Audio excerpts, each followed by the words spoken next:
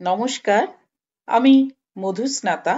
আমার গল্পের গ্রামোফোন চ্যানেলের আরও একটি পর্বে আপনাদের সকলকে স্বাগত জানাচ্ছি। আজ আমি আপনাদের জন্য নিয়ে এসেছি আমারই লেখা দুটি ছোট গল্প। গল্পগুলি আপনারা শুনুন।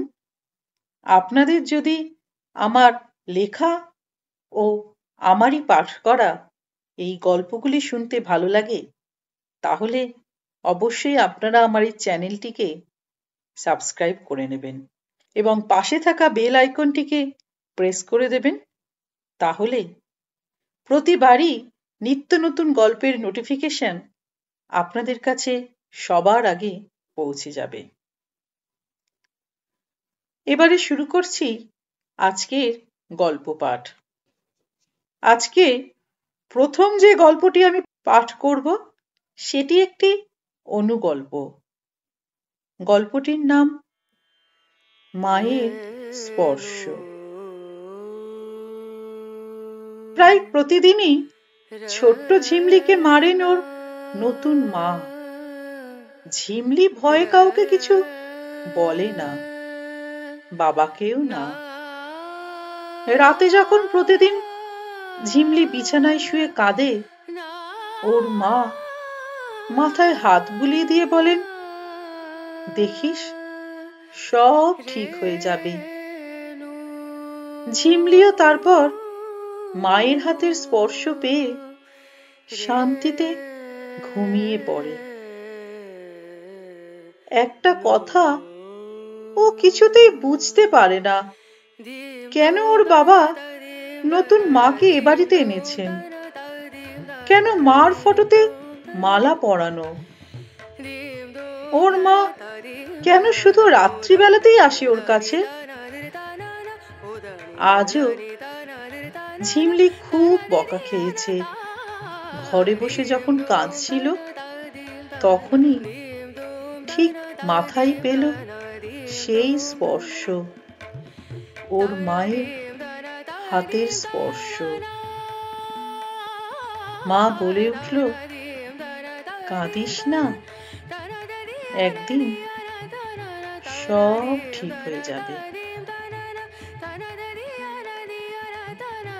আমার প্রথম গল্পটি এখানেই শেষ হলো। এবারে শুরু করছি আমার দ্বিতীয় গল্পটি। দ্বিতীয় গল্পটির নাম একফালি রোদ।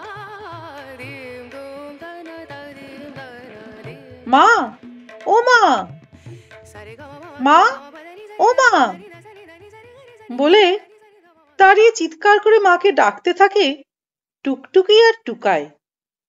ছেলে মেয়ের গলা পেয়ে ঘরের ভিতর থেকে বিজয়া বেরিয়ে এসে বলে, কি হলো কি? টুকাই মাকে দেখতে পেয়ে বলল, জানো মা, মুখুজ্জেদের বাড়িতে ঢাক বাজছে।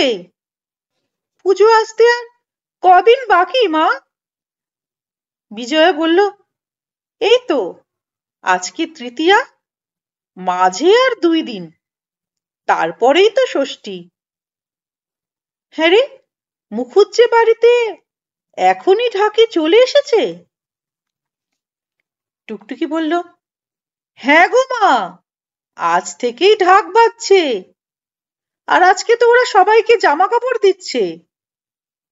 জামা কাপড়?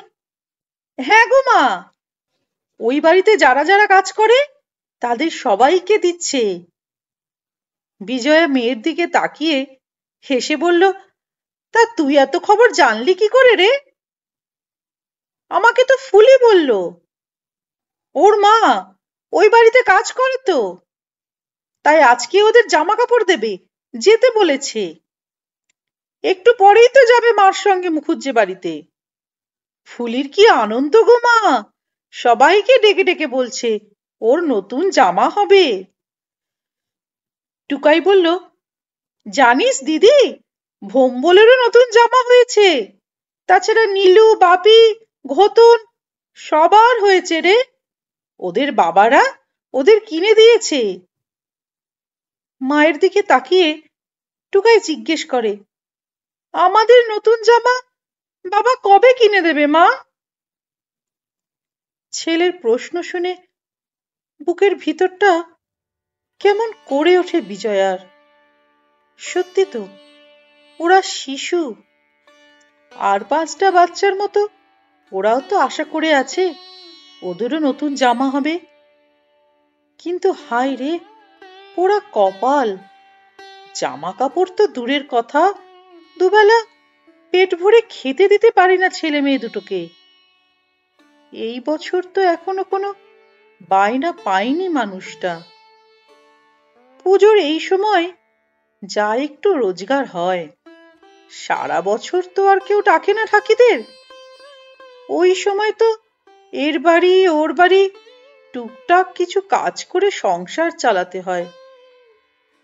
গ্রামে মুখুজ্জেদের পুজো ছাড়াও আরো দুটো পুজো হয়, একটা বারোয়ারি তলা আর একটা দক্ষিণ পাড়ায়। সেখান থেকেও তো এবার ডাক আসেনি। মা, ও মা! ছেলের ডাকে ফিরে তাকায় একবার, তারপর নিজের অপারগতা ঢাকতে রেগে বলে, জ্বালাস না তো আমাকে, আমার ঢের কাজ আছে। মেয়ের দিকে তাকিয়ে বলল, কি রে, দাঁড়িয়ে আছিস যে বড়, বললাম না যেতে এখন? বলে নিজের চোখের জল আড়াল করবার জন্য ভেতরে চলে যায় বিজয়া। দুটো অবোধ শিশু তাকিয়ে থাকে মার দিকে। টুকাই দিদির দিকে তাকিয়ে বলল, কি হলো রে দিদি, মা বকলো কেন রে? টুকটুকি বলল, মনে হয় মার রান্না পুড়ে গেছে, চল আমরা খেলি গে, বলে ভাইকে নিয়ে চলে গেল। সন্ধ্যের দিকে নিবারণ বাড়ি ফিরলে স্বামীকে দেখে বিজয়া দৌড়ে আসে। স্ত্রীর মুখের দিকে তাকিয়েই সে বোঝে বিজয়া কি বলতে চায়। তাই সে নিজেই বলে, না, আজকেও কোনো বায়না জোটেনি।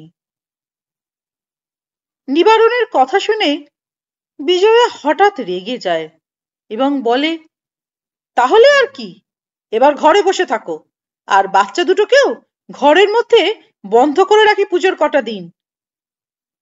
নিবারণ স্ত্রীর দিকে তাকাতেই সে আরো রেগে বলে উঠল, সারা বছর তো আর ভালো মন্দ খাওয়াতে পারি না, এই পুজোর কটা দিন একটু পেট ভরে খেতে দেবো ওদের, তারও উপায় নেই। গ্রামের সবার নতুন জামা হয়েছে, আর আমার ছেলে মেয়ের কপালে সেই পুরনো জামা, ওদের মুখের দিকে আর তাকাতে পারি না। নিবারণ বলল, জানি, সব দোষ আমার, আমি বাবা হয়েও ওদের পেট ভরে খেতে দিতে পারি না।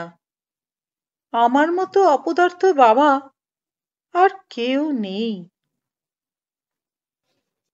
বিজয়া স্বামীর কথায় আরো রেগে গিয়ে ভিতরে চলে যাচ্ছিল। নিবারণ ডেকে বলল, কাল সকালে কলকাতায় যাব, ওখানে তো পাড়ায় পাড়ায় বড় বড় পুজো হয়, সবারই তো ঢাকির দরকার হয়, দেখি চেষ্টা করে যদি বায়না পাই। বিজয়া বলল, সেই চেষ্টা তো আগেই করতে পারতে এতদিন বসে না থেকে। নিবারণ বউয়ের রাগের কারণ বুঝতে পারে, তাই মুখে আর কিছু বলে না, শুধু একটা দীর্ঘ নিঃশ্বাস ফেলে। ষষ্ঠীর দিন সকালবেলা বিজয়া উনুনে জাল দিতে দিতে ভাবছে, কি হলো কে জানে, কাল মানুষটা কলকাতায় গেছে, রাতে ফেরেনি, কোনো বিপদ আপদ হলো না তো? কেন যে সেদিন অত মাথা গরম করতে গেলাম, অথচ কি বা করব, ছেলে মেয়ে দুটোর মুখের দিকে তো আর তাকাতে পারি না। পরক্ষণেই মনে হয়, আচ্ছা, এমনও তো হতে পারে, বোধহয় বায়না পেয়েছে, তাই হয়তো সে আসতে পারেনি। একবার বায়না পেলে তো পুজো শেষ না হলে আসতে পারবে না। তাই যেন হয় ঠাকুর, মানুষটাকে রক্ষা করো, ওর যেন কোনো বিপদ না হয়।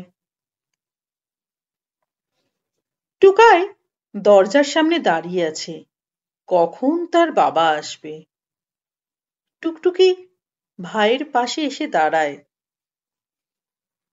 দিদি, বাবা তো এখনো এলো না রে, নতুন জামাও তো আনলো না, তাহলে কি আমরা ঠাকুর দেখতে যাব না রে? টুকটুকি কিছুটা হলেও বোঝে কেন সেদিন মা অত রেগে গিয়েছিল বাবার উপর। বাবা কেন তাদের জামা কিনে এনে দিতে পারছে না। তাই সে আস্তে আস্তে ভাইয়ের মাথার উপর হাত রেখে বলে, ধুস বোকা, নতুন জামা না পরলে ঠাকুর দেখা হবে না কে বললো তোকে? ঠাকুর তো দেখবো চোখ দিয়ে। আমরা নতুন জামা পরলেও যে ঠাকুর দেখব, পুরনো জামা পরলেও তো সেই একই ঠাকুরই দেখব। টুকাই দিদির দিকে কিছুক্ষণ তাকিয়ে বলল, ঠিকই বলেছিস রে দিদি, আমরা তো ঠাকুর দেখব চোখ দিয়ে, নতুন জামা দিয়ে কি হবে বল? চল তাহলে আমরা বারোয়ারি তলায় যাই। বিজয়া দূর থেকে ছেলে মেয়ের কথা শোনে আর মনে মনে বলে, ঠাকুর ওদের মুখের হাসি ফিরিয়ে দাও, ওরা যেন ভালো থাকে। বিজয়া দশমীর দিন অনেক রাতে দরজায় কড়া নাড়ার আওয়াজে সবার ঘুম ভেঙে যায়। বিজয়া তাড়াতাড়ি দরজা খুলে দেখে নিবারণ হাসি মুখে দাঁড়িয়ে আছে। স্ত্রীকে দেখেই বলল, আর কাল সকাল পর্যন্ত অপেক্ষা করতে পারলাম না গো, তাই তো সব পাওনা মিটতে লাস্ট ট্রেন ধরেই চলে এলাম। ছেলেমেয়ের হাতে নতুন জামা দিয়ে বলল, এই নে তোদের নতুন জামা। একটু দেরি হয়ে গেল রে বাবা। ছেলে মেয়েও খুশি হয়ে বলল, না গো বাবা, এখনো পুজো শেষ হয়নি, এখনো তো লক্ষ্মী পুজো আর কালী পুজো আছে, তখন পরবো খন। বিজয়ের দিকে একটা শাড়ি এগিয়ে দিয়ে বলল, এই নাও, এটা তোমার জন্য। চিন্তা করো না গো, শহরের বাবুরা আমাকে কালী পুজোর জন্য আগাম বায়না করেছে। বিজয়ার চোখে খুশিতে জল চলে এলো। সবার মুখে হাসি দেখে নিবারণেরও মনে হলো, এত দুঃখের মধ্যেও সবাই আজ কত খুশি, ঠিক যেন ঘন কালো মেঘের মধ্যে এক ফালি রোদ। গল্পটি এখানেই শেষ হলো। আপনাদের যদি এরকমই আপনাদের নিজস্ব লেখা কোনো গল্প থাকে যেটি আপনারা সকল শ্রোতাবৃন্দের সামনে শোনাতে চান, সেই গল্পটি আপনারা আমাকে পাঠিয়ে দেবেন। আমার ডেসক্রিপশন বক্সে আমার ইমেল আইডি দেওয়া আছে, সেখানে গল্পটি ইমেল করে পাঠিয়ে দেবেন। তবে গল্প পাঠাবার সময় এই কথাটি অবশ্যই বিবেচনা করবেন যে গল্পটি আপনারা আমাকে পাঠাবেন সেই গল্পটি যেন সমস্ত বয়সী শ্রোতাবৃন্দের শোনার উপযুক্ত হয়। খুব শীঘ্রই আমি হাজির হব আরেকটি সুন্দর গল্প নিয়ে গল্পের গ্রামোফোন চ্যানেলের পরবর্তী পর্বে। ততদিনে সকলে ভালো থাকবেন, সুস্থ থাকবেন। নমস্কার।